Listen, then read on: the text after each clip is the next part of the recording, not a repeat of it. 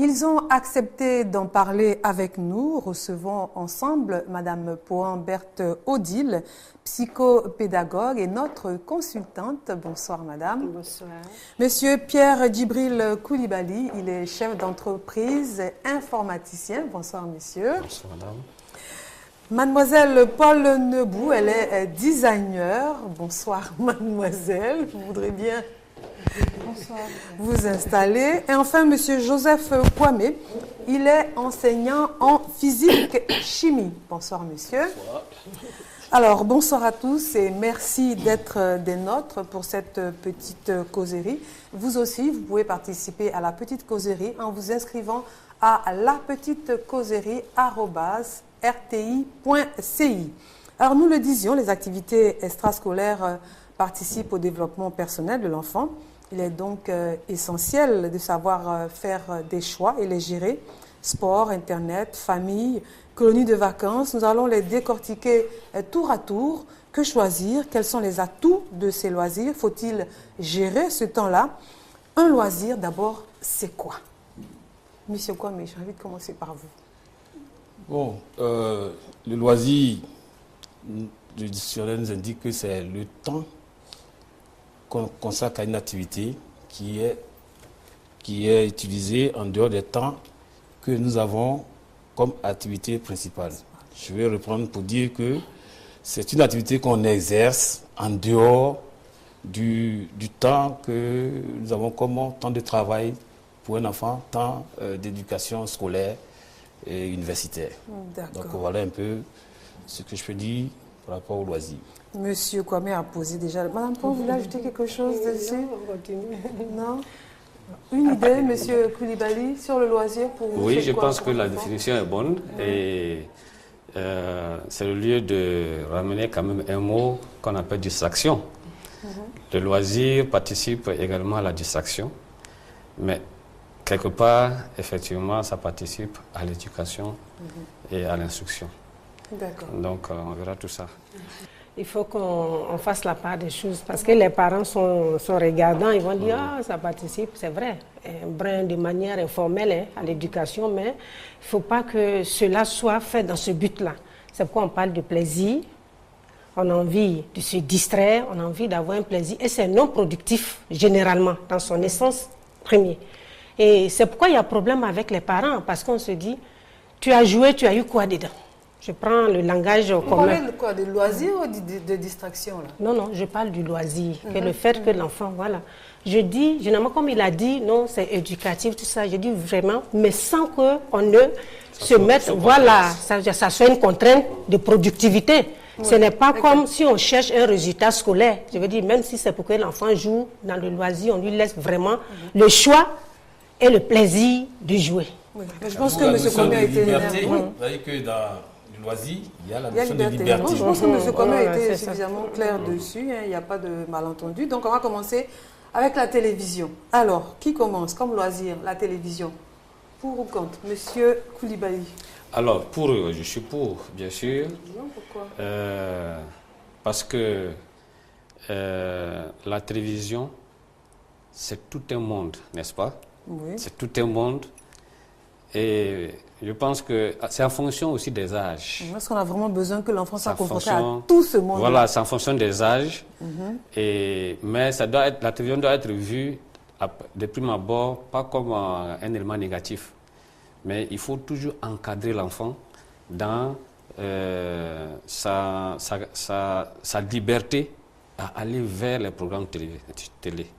D'ailleurs, même quand on suit un peu les différentes chaînes, les différentes émissions, on se rend compte que quelquefois, il y a des limitations d'âge. Oui. Donc, l'émission elle-même, elle pose déjà des conditions pour que n'importe quel enfant ne puisse pas regarder. En dehors de cela, je pense que, moi je dis que la télévision, c'est tout un monde. Et c'est une fenêtre sur un certain monde. Et il faut donner la possibilité à l'enfant, s'il le désire, de le suivre. Et sans contrainte, sans contrôle. Mademoiselle Lebou. Oui. La télé, c'est bon? Je pense personnellement que la télé, c'est bon pour les enfants. Et comme il le disait tout à l'heure, M. Koulibaly, en fait, il faut bien sûr un contrôle. Sinon, c'est bon parce que l'enfant apprend pas mal de choses. Et il y a des films, certes, il y a des documentaires qui instruisent aussi.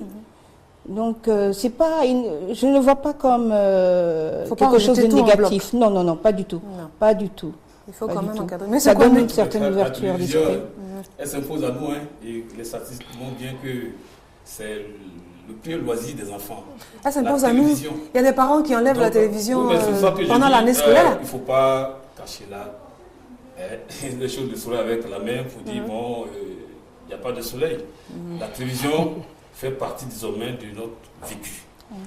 Donc, Comment on quand fait a une pour- comment on télévision fait à pour la gérer maison, ça? alors quand on a une télévision à la maison, à ce moment-là, comme on a parlé tout à l'heure, de cadrer un peu, faire en sorte qu'il y ait des heures. Vous voyez, chaque fois, les gens croient que c'est en vacances seulement qu'il faut donner les loisirs aux enfants, mais pendant l'année scolaire, c'est pour ça qu'on parle d'organisation. Un emploi du temps de travail, un emploi du temps de choses non contraignantes. De telle sorte que l'enfant, il ne soit pas devant la télévision jusqu'à 3h, 4h. Il y a des chaînes même qui n'arrêtent jamais. 24 heures sur 24, oui, c'est Tu ça. dois, Ça peut tu as un perturber temps le sommeil de des repos, enfants, ça. un temps de sommeil. Si tu dois être là en train de regarder la télé jusqu'à X heures, je pense que le parent doit pouvoir mettre de l'ordre dans tout ça. Quand ça fait des ordres, ça Comment devient il faut, lisible. il faut imposer des Oui. horaires, des La télévision, durées. bon, si on prend nos chaînes ici, ils vont éduquer, informer, puis distraire. Oui, bon. Donc la partie éducative, des émissions d'éducation, il faut que les enfants soient là pour suivre. Si c'est... Bon, l'information, c'est bien. La distraction, mais maintenant, il faut faire en sorte qu'à une certaine heure, comme l'enfant a besoin de repos, Oui. parce qu'il ne faut pas oublier cet aspect, un enfant qui ne se repose pas, comme l'enfant, il est en développement, c'est un être humain qui est en train de se développer, et nous, les parents, devons faire en sorte que sa grande débauche d'énergie ne soit pas vendangée. Est-ce qu'on ne peut pas, par exemple, regarder la télé avec les enfants? Ah oui, C'est ce qui est ah oui, Carrément. C'est meilleur. ah oui. Non?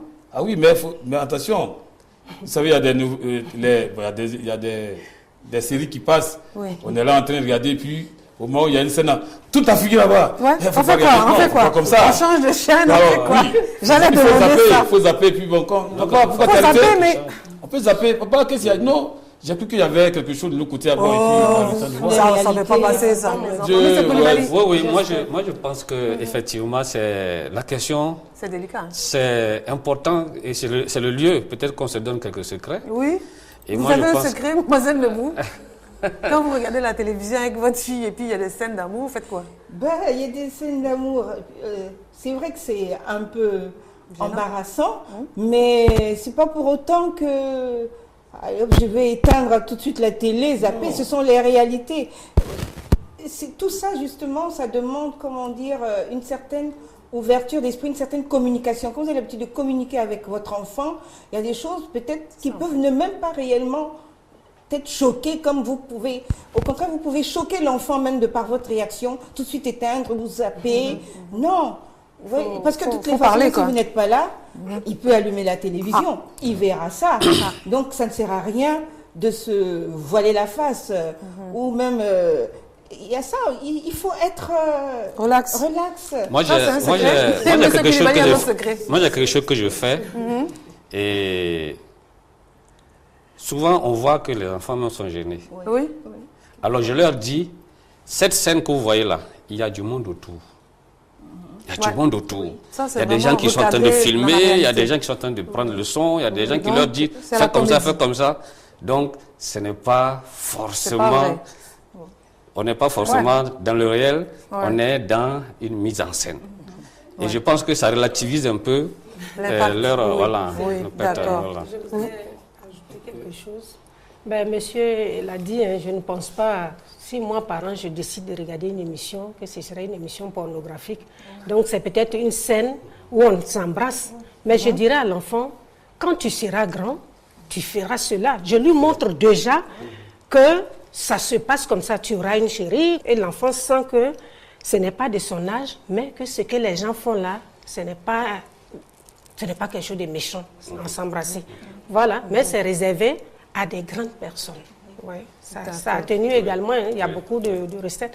On a parlé de la télé, je voudrais donner mon point de vue. C'est vrai, une chose n'est ni bonne ni mauvaise, hein. C'est l'utilisation qu'on en fait qui va définir. Ben, l'élément télé est là, comment je l'utilise. Et c'est pourquoi on a dit, madame a dit dans le thème, l'enfant et les loisirs. À partir du moment où on dit enfant, ça veut dire que c'est quelqu'un qui est sous la responsabilité de ses parents. Donc, si dès le départ, on a dit, comme tout le monde l'a dit ici, voilà comment on va gérer, on regarde la télé de telle heure à telle heure. Le corps se corrompt aux habitudes. L'enfant va savoir, mais généralement, il y a un laisser-aller. Est-ce que chez moi, la télé remplace la nounou? Est-ce que je dis aux enfants, allez-y regarder la télé pour sortir? Donc, ça devient un élément qui compense le manque de présence des parents. Voilà comment, au fur et à mesure, on est content. Ah, il est devant la télé, lui, il ne sort pas, il regarde que la télé. Mais à un moment, il devient accro. Et également, madame a parlé de socialisation qui suppose une communication. Mais la télé nous rend passifs. Je regarde, c'est rare où on intervient pour participer. Donc, je suis dans la position de quelqu'un qui reçoit. Qui subit. Voilà. Alors qu'il devait avoir un échange. Donc, à ce moment précis, on est là. Et puis, qu'est-ce qui se passe? On a la paresse. Quand c'est intéressant d'aller manger, on grignote, on est paresseux. Mais on surtout quand la télévision est dans la chambre des enfants. C'est beaucoup d'éléments qui font. Au départ, on est content que la télé soit un élément qui nous donne la peur, en fait. Voilà.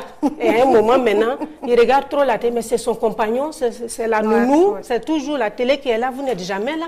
Et c'est ça qui n'est pas bon. Ce qui n'est pas bon. Alors, la télévision dans la chambre, pour ou contre? Ah, ben, non, je ne suis pas contre. Je ne suis pas d'accord. Pas d'accord. En fait, au tout début, on s'est dit, on va faire en sorte que... Mais au fil du temps, personnellement, ça coupe. J'ai retiré les télés dans les chambres. Et de sorte que le salon, et puis il y a peut-être deux télés qui peuvent être... quelquefois, on a vraiment une divergence. Donc on s'est dit, le football des hommes. Que ce soit le lieu de rencontre. Oui, de retrouvailles de la famille. Voilà, de retrouvailles de la famille, etc. Donc, à cause de cela, je pense que ce n'est pas la peine que l'enfant apprenne à s'enfermer dans la chambre rien que pour la télé. Ouais. J'ai le même problème d'ailleurs avec Internet. Après, on viendra dessus. La télé dans la chambre, non. Non, c'est pas bon. Parce que d'abord, il y a des ondes, c'est prouvé, des ondes électromagnétiques qui sont émises dans un espace assez renfermé. Et l'enfant, il reste toujours en contact avec ces ondes-là. Il y a des effets à la longue sur l'enfant. Donc, il faut mettre ça dans un espace encore plus aéré. Et puis, comme on l'a dit, c'est un moment de retrouvailles et de visiteurs. D'accord. Pour savoir que tout le monde est là. Autre activité pour les enfants, le sport. Oui, le sport, je pense qu'on a un enseignant. Monsieur Kwame, donc on commence par Monsieur Kwame. Le sport, comme on le dit si bien, des avantages. Oui, le sport, il permet à l'enfant de pouvoir d'abord travailler en groupe. Parce qu'on a... Quand c'est un sport collectif. Oui, mais on travaille avec les autres aussi. Même si c'est des sports individuels, mais on est avec un ensemble de jeunes de son âge avec qui on partage certaines choses. Et puis le sport permet à l'enfant de se connaître, de voir ses limites aussi. Et puis voir quelle performance il peut faire.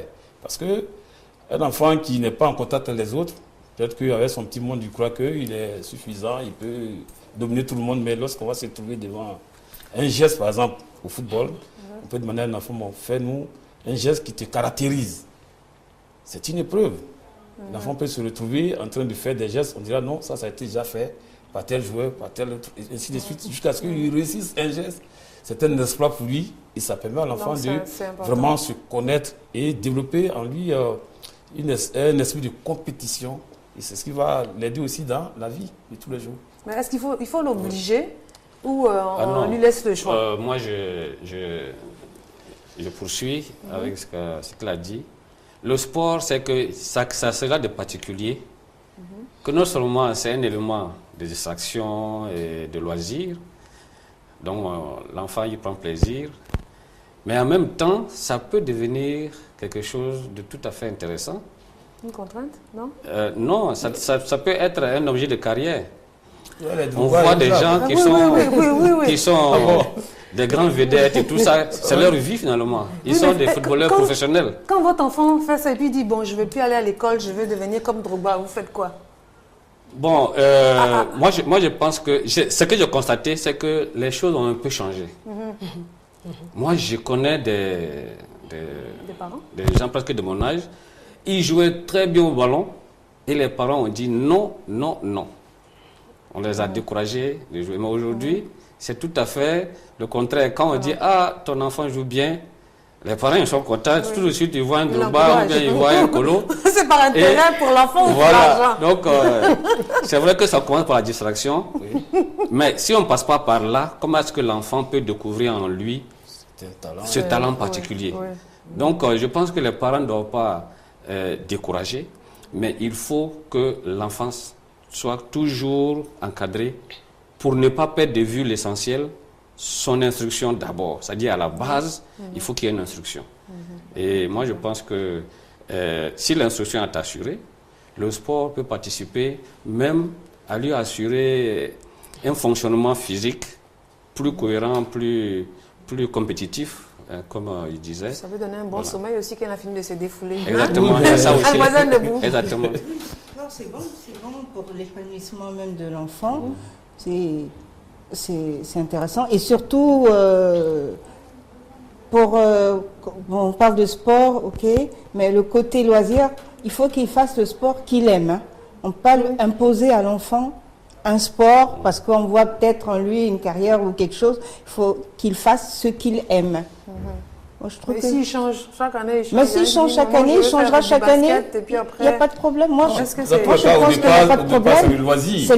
On l'a mis là-bas. Et comme on l'a défini, il y a une notion de liberté. L'enfant va faire l'activité qui lui plaît. Maintenant, si lui se rend compte qu'il a des talents liés à cette activité, nous, en tant que parents, il faut lui encourager et puis l'encadrer de telle sorte que il puisse être au sommet, si possible. Madame Poin? L'un des loisirs, c'est un peu le sport. Hein. Aujourd'hui, dans les quartiers, on n'a pas d'aire de jeu. Vous voyez, quand on parle des loisirs, on oublie la télé, on oublie tout ce qu'on va dire actuellement.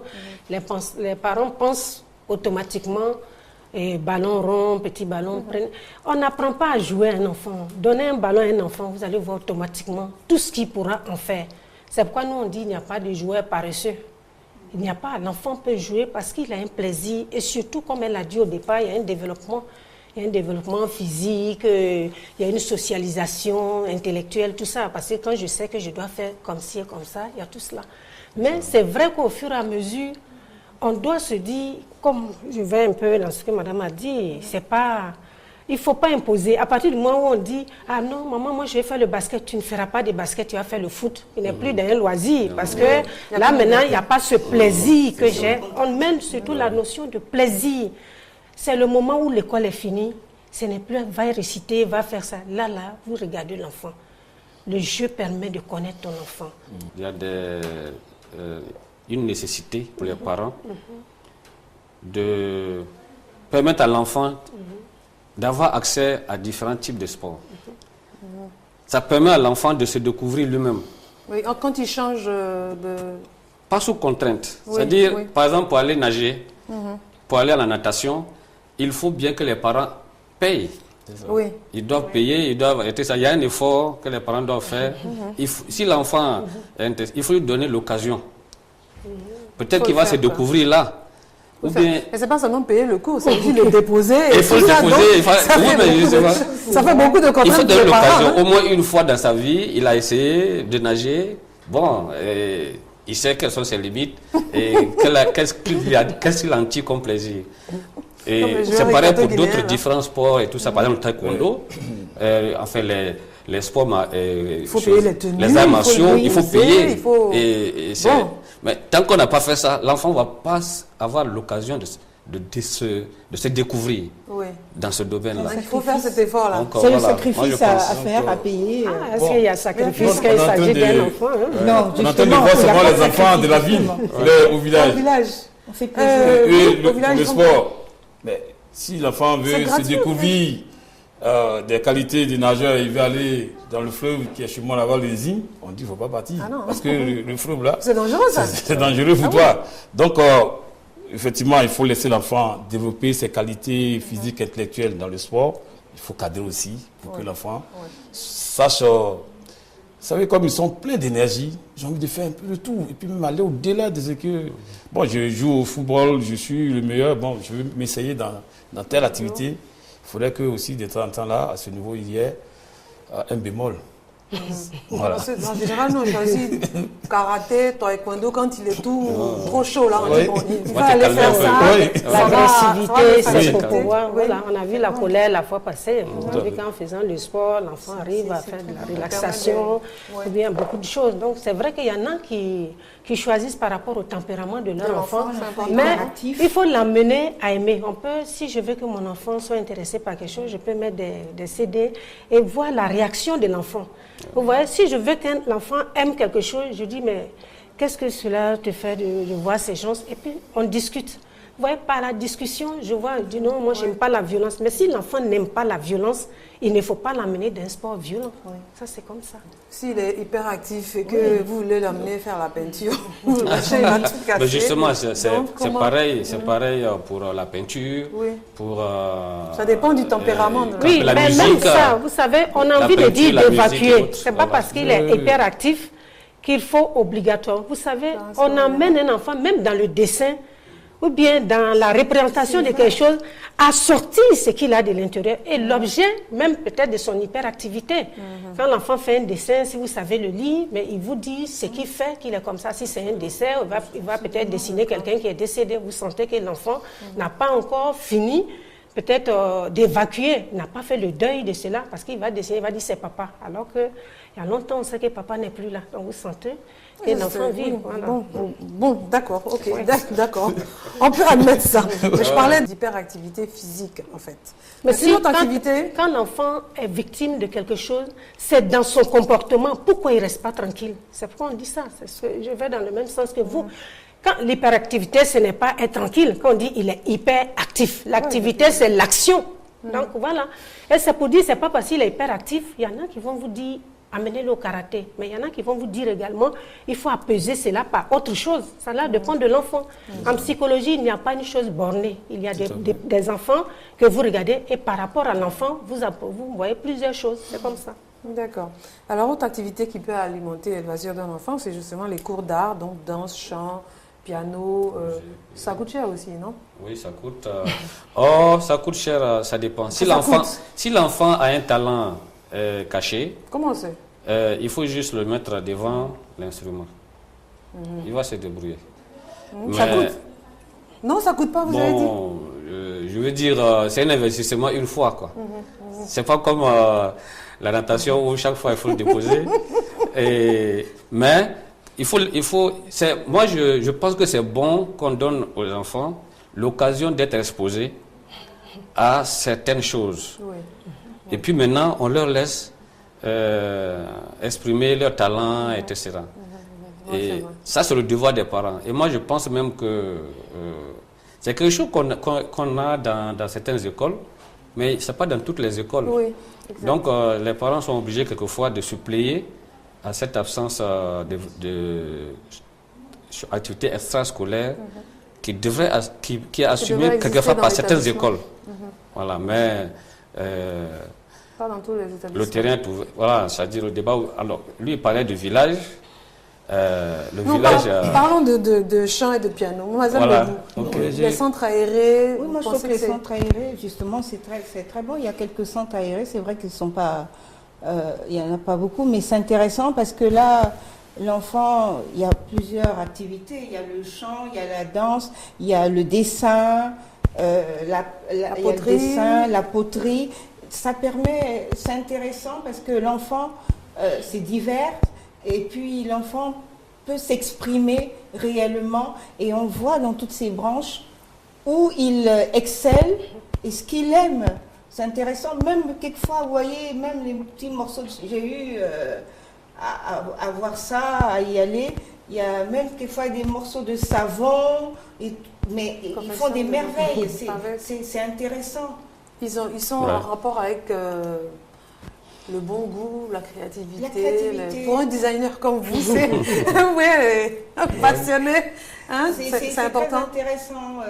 Et c'est dommage qu'il n'y ait pas assez de centres aérés, mais de plus en plus, ils en font. Ou qu'on ne propose pas ça dans les écoles, comme l'a dit M. Koulibaly. Oui, dans les écoles, oui, à part les cours de... C'est vrai. C'est vrai, M. Kwame? Oui, ça c'est pour une certaine classe. Hein, ce qu'on a en tête. Dites-nous. Oui. Non, c'est pour une certaine classe. Et ça coûte, contrairement à ce que M. Koulibaly disait, ça coûte. Le coût de piano, ce n'est pas à la portée du... Non, je le dis, et ça, je connais déjà.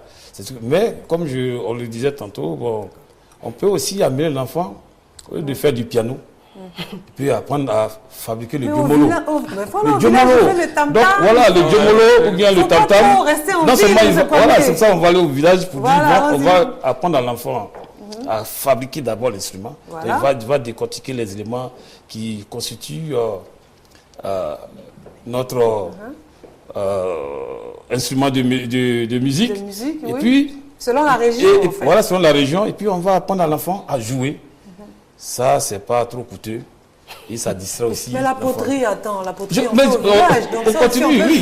Mais pas dans un centre aéré. Voilà. Non, mais attendez, s'il est au village, on ne parle pas des centres aérés. Madame Point, les cours d'art, vous pensez que... C'est important. C'est vrai que même dans les emplois du temps, mais il y a un problème, c'est-à-dire qu'à l'école, je le dis pourquoi, parce qu'à l'école, les gens n'ont pas le temps. Quand ils ont un programme à faire, c'est vrai qu'on aurait pu former des enseignants, même à l'école primaire, qui font le sport, parce qu'on n'en fait pas, et qui font les AEC. Comme cela, le maître titulaire ou bien le professeur ne va pas dire, bon, c'est parce que je ne peux pas avoir le temps. Et c'est pourquoi on compense cela pendant les vacances. C'est vrai, parce qu'elle a parlé de cours de chant. On a parlé dans chaque quartier, même dans chaque sous-quartier, les présidents des comités de quartier peuvent faire des trucs récréatifs. C'est vrai. Et comme ce n'est pas noté, parce que là, on n'est pas d'emporter une note et puis les parents vont dire « Ah, tu connais rien, tu es comme ça ». Là, on vient, on apprend à chanter. Vous allez voir qu'il y a des talents cachés. Et cela permet à l'enfant, même timide, à l'enfant replié sur lui-même, de se dire que, bon, ici, on me fait confiance. Et également, le chant. Il y en a qui ont des potentialités. On a vu avec les émissions RTI de vacances comment les gens le font. C'est vrai. Donc, montrer l'esprit créatif de l'enfant, c'est ça. Le développement, la socio-affectivité, l'enfant qui travaille avec les autres, l'enfant qui est content, qui peut s'exprimer en dehors des contraintes structurelles de l'école pour dire, ah, ici, au moins pendant les... Mais ça sera toujours l'élection Miss, l'élection... Mais on peut dire la sympathie. Il y a des personnes qui saluent qu'elle est la personne la plus sympathique du quartier. Ça, c'est des choses. Madame Poix qui a dit... Non, je vais dire des petits quartiers, quoi. Je vais dire dans les quartiers. On peut faire... Miss aussi, il faut commencer là-bas pour qu'on ait des bonnes. Ça, c'est normal. Je vais dire, on ajoute à cela. Oui, d'accord. Vous voyez, ça, c'est physique. Maintenant, la sympathie. Parce qu'il y a le savoir-vivre. Il y en a, vous êtes ensemble, on sait, ah, elle est gentille, elle est comme ça. Comme ça, les autres qui ne saluent pas vont dire, ah, vous voyez, on a donné un trophée à cette fille parce qu'elle salue dans le quartier, elle est gentille, elle aide les vieilles personnes. Je veux dire, on peut chanter, on peut faire les kermesses. Tout cela permet. Les jacouettes, comme on appelle ce qu'on fait, et puis on tire les... Invisibilité. C'est important dans le quartier. Cela va permettre à telle personne de parler. Et puis à la fin, on se découvre. Pouvoir se parler dans le quartier. Voilà. Et même les familles, en dehors même des enfants. Mais c'est parce que l'adulte même, est-ce qu'il connaît l'importance des loisirs pour son enfant, pour lui-même. Parce que quand tu dis à quelqu'un, tu te reposes. Non, pour lui, il sait. Hein, mais c'est comme ça. Non, ils vont en boîte, mais ils ne veulent pas que leur enfant va en boîte. Les loisirs, c'est beaucoup. Il y en a qui se disent que c'est ceux qui ont l'argent qui vont aller faire les loisirs. Alors que non, le corps se fatigue. Tout à fait. L'esprit se fatigue. C'est-à-dire un moment où je pense à moi. Un moment où je me dis, il faut s'oxygéner le corps, tout ça pour être de nous. Il y en a qui ne prennent jamais de vacances. Oui. Je trouve que ça coûte cher. Je trouve que ça coûte cher. Alors, les sorties le soir, M. Kwame, comment on peut faire? Si on dit aux enfants de partir, ils vont rentrer à 6 h du matin, tu ne peux pas dormir, tu es inquiet. Il faut canaliser les enfants. Voilà, comment on peut? Si vous avez un enfant qu'on a inscrit à des cours de musique qui excelle à la guitare, par exemple, cet enfant, lorsqu'il apprend qu'il y a un orchestre qui joue en live dans un piano bar, il a envie d'aller exprimer ce qu'il a appris. Mais ça là, on peut sortir avec lui, puis aller avec l'enfant. Je suis d'accord, M. Kwame, Oui. sur le Sortir fait, avec les enfants. si c'est des jeunes enfants Oui. et qu'on pense qu'ils doivent sortir, Il faut mieux partir avec eux. je pense qu'il faut sortir avec eux pour revenir avec eux. Faut pas les perdre en route. Personnellement, je l'ai fait à des occasions. Oui. Je l'ai fait à des occasions. Et je n'ai pas vu que ça a eu une influence négative. Au contraire, ça leur a permis de se dire, bon, Mais si il faut sortir, mais il faut Si je rentrer. pense par exemple qu'en donnant des cours, en payant des cours de chant à mon enfant, il va devenir chanteur, je ne veux pas. Il y en a qui le pensent. Mais l'enfant devient chanteur pour lui-même. Ce n'est pas pour vous. Il est chanteur pour lui-même. Ce qu'on est en train de donner à l'enfant, toute l'éducation qu'on lui donne, l'école et comme tout le reste, il faut que le parent arrête de penser qu'il est en train de construire quelqu'un pour lui. Ça, c'est Il est en train de l'aider à se construire pour lui-même. Et quand on a fait ça, on a réussi. Et je pense que les loisirs font partie, et les loisirs, les distractions, en fait, tout ce qu'on fait en dehors de l'école, c'est une partie des choses qui participent à former l'homme. S'il vous plaît, monsieur a parlé, il a dit tout de suite que je suis partie avec mes enfants, je n'ai pas vu que cela a déplu. Mais l'enfant ne vous dira pas, papa, j'ai pas voulu je ne voulais pas que tu viennes. Non, il a dit que ça n'a pas été, que mes enfants ne m'ont pas montré. C'est ce que vous avez dit, non? Oui, j'ai dit que je n'ai pas vu qu'il y a eu une influence négative. Voilà, donc je dis, mais tu ne peux pas le savoir. Parce Bon, que pourquoi je dis ça? Vous avez parlé. Excusez. Okay. Pourquoi je dis ça? Il y a des parents qui avaient l'habitude d'accompagner leurs enfants à l'école. Et leurs camarades disaient, toi un grand comme ça, tes parents viennent t'accompagner jusqu'à ce qu'un jour l'enfant commence à pleurer. Quand tu m'accompagnes, mes camarades se moquent de moi, dans le même quartier, je ne parle pas, que moi je ne peux pas venir, que moi grand comme ça. Mais il a fallu que ce soit vraiment blessant pour lui, pour qu'il le dise. Parce que quand Mme Soti a parlé, j'ai cru comprendre que c'est l'enfant qui sort peut-être pour aller voir des amis, pour aller... Une distraction aussi, la sortie. Moi, j'ai cru que c'était ça. C'est pas peut-être pour aller à un coup de chant, un enfant qui sort, peut-être je vais à un anniversaire, je vais à un baptême. Moi, j'ai pensé à ça. Je voulais dire non. Il faut faire confiance parce que on est d'accord, hein, c'est ça la différence entre les juristes, les parents et puis les psychologues. Parce que nous, on est dans la confiance. La confiance qui ne suppose pas qu'on ne contrôle pas. Si ce n'est pas loin, je dis à l'enfant de partir. Je suis en train de montrer à l'enfant, de donner à l'enfant une autonomie. Maintenant, ce qui est important quand c'est un adolescent, c'est de dire, tu reviens à quelle heure? Parce que votre problème avec les enfants, c'est l'heure d'entrée. Parce qu'elle a dit, il va revenir à 6 h du matin. Donc, c'est l'heure d'entrée. Je te fais confiance, nous partons sur cette base. C'est pourquoi la sanction vient après qu'on ait mis les règles sur la table. Tu vas, tu reviens à quelle heure? C'est là où l'enfant est fort. Il va te dire, je reviens à 22 h. 22 h, c'est l'heure d'arriver à la maison ou c'est l'heure de départ. Vous ne donnez pas le temps, parce que quand c'est cadré, il dit, ah non, 22 h, je quitte là-bas. On est d'accord. Parce que quand il va dire 22 h, et puis vous arrivez, vous attendez jusqu'à 20 h, il dit non, c'est à 22 h, j'allais quitter là, alors que vous aviez demandé l'heure d'entrée. Je veux dire, quand les consignes sont claires, quand les consignes sont précises, il n'y a pas matière à discussion. Parce que vous ne serez pas toujours là. L'enfant à l'adolescence, c'est l'âge de la révolte, l'âge de la liberté. Il ne peut pas être physiquement, physiologiquement homme. Puis on s'entend une fille, la fille peut faire un enfant, et puis on va le considérer encore comme un bambin. Tout est dans un compromis. Voilà, il faut un compromis quand c'est un adolescent. Mais je pense que même accompagner, ce n'est pas forcément un contrôle. Comme M. Kouba le disait. C'est entre adultes. Oui, il va avec l'enfant. L'enfant presse devant lui, il le félicite, il dit, ah vraiment, je me rends compte que bon, mais les coups que tu fais, tu prends ça au sérieux. Bon, on a un débat et puis bon. Moi, je ne parle pas de ce qui s'est passé en fait, ce qui s'est passé en fait, c'est que... c'est vrai que vous avez demandé à parler. Moi, je constatais que mes enfants, bon, ils étaient déjà de grands adolescents. Mais ils ne sortaient pas. Ils ne sortaient pas. Et puis bon, on a pris une occasion. Madame, tous les enfants, on est allé en boîte. Mais quand je dis en boîte, c'est un truc, moi j'aime bien le reggae et tout ça, bon, et tout ça. Donc on est allé jusqu'à 23h, entre 23h et minuit, on est rentré à la maison. Ce que j'ai constaté après, c'est qu'ils étaient capables de faire ça. Ils étaient capables de se dire, bon, on sort à 2, on sort à 3, on va, et puis bon, on va rentrer. Ils savent qu'il faut rentrer avant. Donc, ce que vous avez dit, je suis d'accord à 100%, mais pour démarrer, c'était pour... Il y a aussi des sorties de rébellion.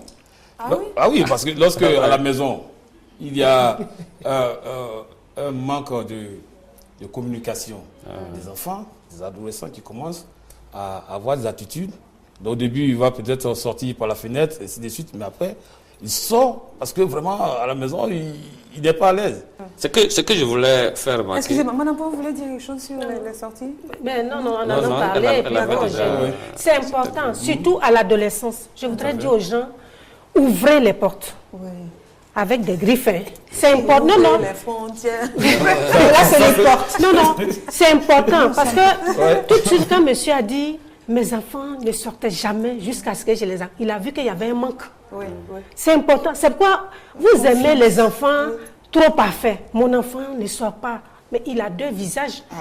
Quand vous êtes présent, il est là. Il est l'enfant que vous souhaitez. Alors que quand je sais qu'à l'adolescence, ce n'est plus le parent qui est un référent, ce sont ses amis dehors. Et il est dans la maturité sexuelle. Il n'a pas les questions. Mais oui, parce que quand il est là, c'est pas l'école commence à faire ça. Tu te lèves un jour et puis tu te rends compte que tu as les seins, tu as ça, tu as l'érection matinale. Tu n'en parles pas avec tes parents, mais c'est avec ceux qui sont comme toi dehors là. Donc quand ils sont là, ils vont parler des filles, ils vont parler de... Mais si le parent s'assoit pour dire mon fils, un jour tu vas constater telle chose. Faut m'en parler. C'est normal que tu salisses tes draps. Mais on va prendre, il pense à des femmes, c'est pourquoi il fait ça. Mais ce n'est pas ça. Il y a quand même des enfants qui n'aiment pas sortir, non? Ou bien? C'est important. C'est important. Alors, j'ai posé la question. Qui passait ses grandes vacances au village? Monsieur Kwame, je suis sûre. Je ne lui pose pas la question. On ne sait jamais. Moi, j'ai fait les deux. Vous passez souvent au village? J'ai fait les deux. Comment?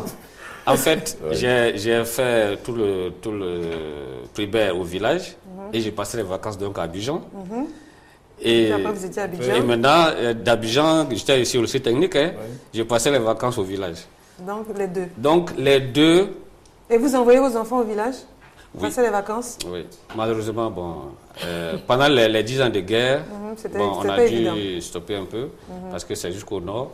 Mais c'est très bon. Et les quelques années où ils ont bénéficié de ça... Ils y allaient de gaieté de cœur? Ah oui, ils réclament. La valise est déjà prête. Quand on arrête la note... Mademoiselle Lebou, vous avez passé vos vacances où ça? À Genève ou au village? Ça, je pense que là... Mais c'est quoi, mais pas trop au village? Oui, pas au village. Mais le village est tout près. Pendant 10 ans, il n'a pas voulu avoir les enfants. Quand on dit village, c'est pas forcément le village... Oui, le village est partout. Non, on peut sortir en famille, aller dans un village, ça on amène madame, les enfants, bien madame ne peut pas partir, on va les enfants pour les mettre au contact avec d'autres cultures. Mais chez qui? Les Africains ne vont pas chez... Ah non, mais écoute, on a des amis. Je dis, est-ce que tu peux m'accueillir, bien accueillir mes enfants chez toi? Ah, moi j'ai ma maman qui est là-bas, j'ai une grand-maman qui est là-bas. Je dis, moi mes enfants n'ont pas eu leur grand-mère, donc c'est une bonne chose pour les envoyer là-bas. Et puis on met le minimum en place et puis les enfants vont passer les vacances. Mais tu es baoulé ici, tu l'envoies ici, ça va apprendre ses nouveaux. Parce qu'il va apprendre la langue aussi, c'est ça les avantages. Moi je vais aussi prendre tous mes amis, parce que moi en 6e, je suis trouvé à faire que c'est debout. Après j'ai fait Kourougou. Donc vous voyez que dans cette période-là, moi tous mes amis ce sont... Non, lui apprendre tout. Ça c'est pas la différence. Donc, j'ai vécu là-bas et ça m'a amené à briser certains préjugés. Oui, vraiment, c'est deux milieux différents et enrichissants. Tout à fait. Surtout quand vous voyez dans les livres des gens qui ont leurs enfants qui vont aller au CEU. Mais on vous dit la différence entre la ville et le village. Voilà quelque chose de concret. Même quand je vais à l'enfant, pendant qu'on est là, je lui dis, fais la comparaison entre Abidjan et ici. L'enfant va te dire, il y a des grandes rues, voilà le village. Mais cet enfant qui est allé au village, qui a vu tout cela, et à qui son père a posé des questions. En entier. Voilà. Donc il y a les danses, et puis aller au champ, entendre le bruit des oiseaux qu'on n'entend même plus dans les grandes villes. Et surtout, montrer à un enfant qu'on peut vivre au village. Parce que quand ils sont ailleurs, on dit, au village, c'est comme ça. Et que vraiment, il fait beau de dormir dans une chambre, dans une maison en papeau, faire comme ça. Mais c'est enrichissant. Nous-mêmes, aujourd'hui, c'est pourquoi on dit non, les enfants de maintenant. Mais tout le monde a vécu ces périodes. Maintenant, on ampute nos enfants et après, on dit non, ils copient. Non, les excursions sont là. Ça, c'est la responsabilité des parents. 2 millions, on va ici alors que le village, il est là à 10 000 francs. C'est pourquoi on dit c'est cher. Pour aller au village, c'est pas cher parce qu'on va aller déterrer les ignames et puis on va les manger. Il y a beaucoup de choses, ça, c'est un loisir moins cher. Il y a une anecdote, un ami, sa fille, est parti avec sa fille pour la première fois voir ses parents au village. On a offert un cabri à la fille. Elle a pris ça comment? Elle jouait avec le cabri. Alors que quand on vient là, on nous donne un cabri et puis après on va manger. 2 jours après, quand on a tué le cabri, elle est rentrée dans tous ses états. Parce que c'était son chien. Oui. Et donc quand elle est revenue à Abidjan, je suis passé les voir. Elle me dit, tonton, oui, et il a filmé. Le cabri. Oui, il avait. Et puis c'est une adolescente, elle était au CM2, elle avait son portable, elle a filmé. Voilà ce qu'on m'a donné. Et puis on l'a tué pour manger. J'ai dit, mais tu m'aimes pas viande? Ça, c'est ça qu'on appelle viande. Est-ce que c'est une réaction? Non, elle était trop mal. On commence maintenant à lui dire, viande que tu manges là, c'est ça aussi. C'est ça qu'elle a là. C'est prise d'affection. Oui, mais ça n'empêche pas. Non, c'est pas parce qu'elle mange la viande qu'il faut lui donner, parce que c'est le mien. Je me lie à quelque chose. Vous voyez, l'enfant, il est... En 2 jours seulement, tu dis à quelque chose. Elle devient végétarienne là parce que... Vous n'avez jamais vu le coup de foudre là. Il peut être instantané. Mais l'une des choses que les enfants découvrent vraiment avec stupéfaction, c'est le riz. Le grain de riz, les grains de riz qu'on mange ici. C'est toujours la même chose que l'enfant voit. C'est un petit truc blanc, des cailloux. Mais quand il va au village, il se rend compte comment ça pousse et comment est-ce que... Mais c'est extraordinaire, c'est un miracle de découvre. Il y a des découvertes de ce genre qui font qu'il y a un certain plaisir à amener au village et à aller au village. Et l'enfant finit par avoir de l'amour pour l'agriculture quand même. Faire pousser les choses. La curiosité intellectuelle. Et mon pauvre petit jardin a failli devenir un champ de riz. Vraiment, un champ de riz. Un bas-fond. Il veut tout tester, même des poulets. Là maintenant, les colonies de vacances ont tendance à remplacer ce système-là. Est-ce que c'est souhaitable? Est-ce que c'est la même chose? Colonie de vacances et puis envoyer l'enfant au village. Monsieur Kwame? Les colonies de vacances, moi je suis vraiment surpris qu'on ait mis un frein à ça, parce qu'avant l'État même organisait cela pour les enfants de fonctionnaires.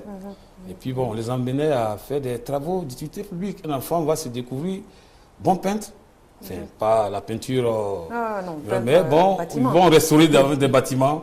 Les enfants en vacances comme ça, ils apprennent à rencontrer des amis, enfin des enfants, des adolescents comme eux, d'horizons divers, et puis bon, ils sympathisent, ils vont ensemble faire un projet de rénovation, par exemple, de certains bâtiments, ou bien même l'environnement. On se rend compte que, bon, de plus en plus, on vit dans un environnement très, très, très infeste pour nous. Les enfants, on peut les amener à avoir un goût pour la nature, et puis voir comment restaurer, ou bien même nettoyer le quartier, et quand ils vont venir s'organiser pour faire l'embellissement du quartier, et ainsi de suite. Donc c'est des choses qui s'apprennent dans les colonies de vacances. Heureusement, ça a disparu. Ça, c'est le ministère qui les colonies de vacances ont un avantage, c'est que c'est l'une des rares fois où l'enfant va commencer à se retrouver en dehors de la cellule familiale. Qu'il aille au village, qu'il aille en France, ou bien qu'il aille chez tonton, tanti, c'est toujours dans le cadre familial. Mais pendant les colonies de vacances, il est en dehors de la cellule familiale. C'est encore une autre expérience. Oui, et c'est vraiment une expérience où il va s'exprimer en tant que égal. Parce que les autres qui sont là, ce sont ses camarades. Donc ils vont vivre une vie de communauté, en communauté, comme les adultes le font. Et puis on ne tient pas compte de ton niveau de vie et de ta façon de vivre. Vraiment, c'est dans l'anonymat complet. Bon. Et puis ils ont leur élection Miss aussi. Non, mais vivant que ça revienne, mais il faut attirer Non, l'attention. mais le ministère, je pense que le ministère des loisirs organise. Oui, mais les C'est peut-être. loisirs, ça, il y en a. Mais Si, ils organisent des colonies. les colonies de vacances. Ils organisent. Si, moi, j'ai déjà vu une fois les deux spots. Aujourd'hui, il y a des colonies de vacances qui sont organisées par des associations. Des particuliers. Qui se font du sou. Oui. Ou rien du tout. Parce qu'ils ne proposent rien aux enfants. L'encadrement laisse à désirer. Oui, je vous l'ai dit, ils n'ont pas des spécialistes pour les encadrer. Donc les enfants se livrent à eux-mêmes. Je ne vous entends pas beaucoup. Les colonies de vacances, vous en pensez quoi? Je n'en pense que du bien. Je trouve que c'est intéressant parce que ça aide aussi d'une certaine façon à l'autonomie, l'indépendance de l'enfant. Et des parents aussi, hein. Oui, des parents, c'est vrai, des parents, peut-être, oui, mais je trouve que c'est intéressant. Et puis, bon, il faut peut-être choisir, il faut peut-être prendre celui qui en a fait se renseigner auparavant et voir celui qui a une certaine expérience quand même sur plusieurs années, et puis insérer l'enfant. Sinon, je trouve que c'est intéressant, c'est enrichissant, surtout s'il va dans un autre cadre, ou même il peut aller à l'intérieur du pays, parce que c'est pas toujours l'extérieur qui est parfait. On a la chance, franchement, moi je le dis toujours, hein, c'est bien beau voyager à l'extérieur à tout moment. Oui, non, je vais en vacances, allez, paf, je vais à l'extérieur. On a un pays magnifique, il y a tout, il y a de tout, et même au niveau... donc, je trouve que c'est intéressant et s'instruire, connaître mieux son pays. Moi-même, quand j'ai une opportunité, c'est vrai, c'est bien beau, l'Europe, les États-Unis et tout. Non, mais j'avoue que moi, en tout cas, franchement, je sais où je suis, je connais peut-être la Côte d'Ivoire, des endroits que d'autres même qui sont ici ne connaissent pas. Parce que tout de suite, dès qu'il y a les loisirs, les vacances, que ce soit pour eux les vacances, les enfants, paf, ils emmènent tout le monde à l'extérieur. Ouais. Je trouve qu'il faut connaître sa culture, son pays, c'est intéressant. Mais c'est pas, mais ça vous fait dans les moyens, non? Non, j'ai dit, il faut... Non, ici, en Côte d'Ivoire, je suis d'accord que... Je suis pour ça. Les colonies de vacances soient organisées, mais il faut que le pouvoir public mette un cadre pour que n'importe qui ne vienne pas là. Il faut qu'il y ait des accréditations, une organisation. C'est des aides qui sont en développement. Il faut faire en sorte que vraiment, il n'y a pas trop de dérapage. C'est pour ça que j'ai dit à l'époque, l'État faisait ça. Maintenant, s'il y a des privés, mais on va sélectionner à partir de certains critères. Et puis, il faut qu'il y ait tout ça prend. Il faut qu'il y ait des gens qui ont la capacité d'encadrer des enfants, qui soient dans ces structures-là aussi. Et il y a des gens qu'on forme pour cela. Il faut les utiliser dans ces structures-là. C'est préférable. Tout ça, que vraiment... toutes les activités qu'ils vont faire là-bas soient vraiment intéressant pour l'enfant. Voilà. Donc, pour le sport, pour la musique, des amis encore, et même pour encadrer les enfants. Pour les colonies de vacances, ça ne peut pas remplacer. Non, vous avez dit c'est deux milieux différents et chacun, parce qu'il faut aussi faire attention. Il y a des parents qui ne passent jamais de vacances avec leurs enfants. C'est ça. Donc, être avec les enfants un moment, et moi-même j'ai envie de dire aux parents, il faut éviter la fusion. Pendant ces vacances, madame peut partir avec les enfants. D'autres vacances, monsieur peut partir et un moment le couple. C'est important un jour pour une séparation ou bien pour un décès. Quand on a l'habitude de tout faire ensemble et qu'il y a un problème, l'autre ne sait pas comment faire. Alors que si j'ai l'habitude d'avoir un mois de vacances avec mes enfants sans le mari, je vois comment je gère. Parce qu'il y a des femmes, quand le mari n'est pas là, elles paniquent. Elles ne savent pas comment prendre l'enfant. Le monsieur va. On va sortir de si je laisse mon mari, il n'y a personne pour préparer. Non, bien quelqu'un va me le prendre. Non, il faut penser à un mouvement. Donc, ce qui est important, c'est surtout ça. Les colonies, c'est vrai. On ne fait pas de doléances. C'est un devoir pour l'État. Parce que la Convention des droits de l'enfant de l'ONU dit éducation et loisirs.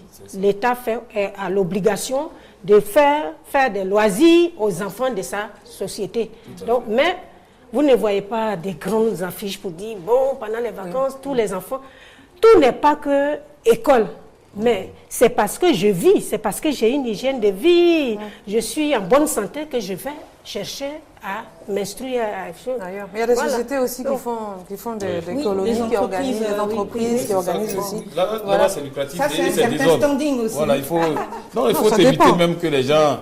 Parce qu'effectivement, quand il y a la nature le divide, comme l'État ne fait pas, non, il y a des gens qui viennent faire ça, ils cherchent l'argent. Il faut encadrer. Voilà, comme c'est des citoyens de ton pays. Mais ils le font, je persiste. Ils font. Alors, on termine avec le gros morceau. Monsieur Kwame, c'est Internet. C'est un outil indispensable dans nos vies. Les enfants ont compris, mais c'est une source de danger. Vraiment. Alors, est-ce qu'on peut faire confiance à Internet? Monsieur Koulibaly, je commence toujours par vous. Bon, ben moi je suis informaticien et ça va être difficile. Merci. Bon, on vous garde pour la fin. Monsieur Kwame. Internet, c'est le gros danger. Aujourd'hui, on ne peut pas s'en passer, ça s'impose à nous. Il faut faire en sorte que les enfants sachent, sans être derrière eux pour leur dire non, il faut pas aller ici, sachent que tu as un moyen pour cadrer un peu ce qu'ils font sur Internet. Tu peux le laisser un jour, par exemple, bon, il va sur des sites et puis après tu viens, tu te rends compte qu'en regardant dans l'historique, tu vois des sites où il est passé. S'il y a des sites qui ne sont pas bons, il y a des logiciels pour pouvoir... On l'appelle pas pour lui parler. On l'appelle pas pour parler, mais je mets ça sur la machine et puis il y a un contrôle partout. Bon, il peut plus aller dessus et puis on avance.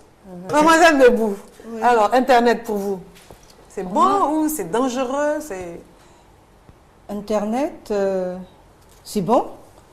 On ne peut pas... au 21e siècle... M. Koulibaly, lui, l'informaticien, on ne dira pas le contraire. On est au 21e siècle. Oui, d'accord, mais il y a les pédophiles, il y a les images porno, il y a tous ces dangers, effectivement. Mais c'est...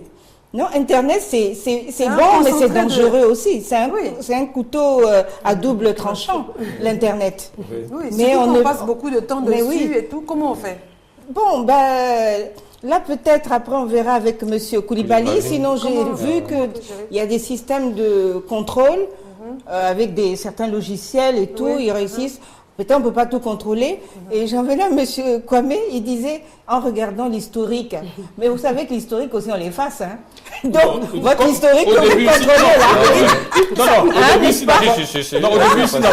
dis, c'est ça, j'ai dit, il ne faut pas qu'il sache qu'on est en train de contrôler. Ils sont très forts, les enfants. Si vous ne lui parlez pas, il va savoir que vous avez... Ils sont très forts. Ils sont très forts, les enfants. Ils sont plus forts que vous en général. Monsieur Koulibaly. Oui, je suis d'accord avec les deux interventions. Les deux se rejoignent. C'est-à-dire, Internet, en fait, c'est l'image du monde. C'est l'image du monde. Dans toute sa splendeur. Bon, donc... vous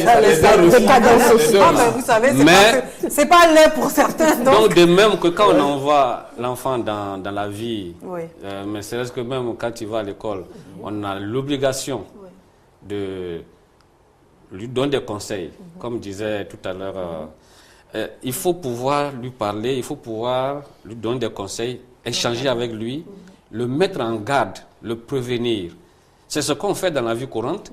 Il faut faire la même chose pour Internet. Il ne faut pas lui dire non, c'est pas mon pour toi, mais en mettant Internet à disposition, parce que de toute façon, il peut aller partout pour aller avoir Internet. Il vaut mieux même sur le téléphone, communiquer avec lui pour qu'il sache ce qu'on dit tout à l'heure là. Il y a du danger, il y a du mauvais, il y a des gens qui sont pas virtuels.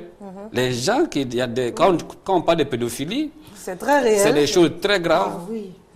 C'est un monde qui n'est pas toujours bon, mais il y a du bon. Il y a des choses utiles, il y a des choses qui sont trop dangereuses, etc. Et il faut que le parent communique avec l'enfant. Oui, madame Paul. Le problème, c'est que les parents même, excusez-moi, beaucoup même sont des analphabètes de l'Internet. Il y en a qui ne connaissent pas. À partir du moment où j'ai un enfant que j'éduque, il m'appartient moi-même. Par rapport à un élément dont on parle, on va te dire, ah, c'est comme ça. Comment cela fonctionne? Moi, je m'instruis. Parce que quand vous commencez à dire à l'enfant, il dit, papa, pourquoi tu dis ce n'est pas bon? Vous voyez, vous êtes bloqué.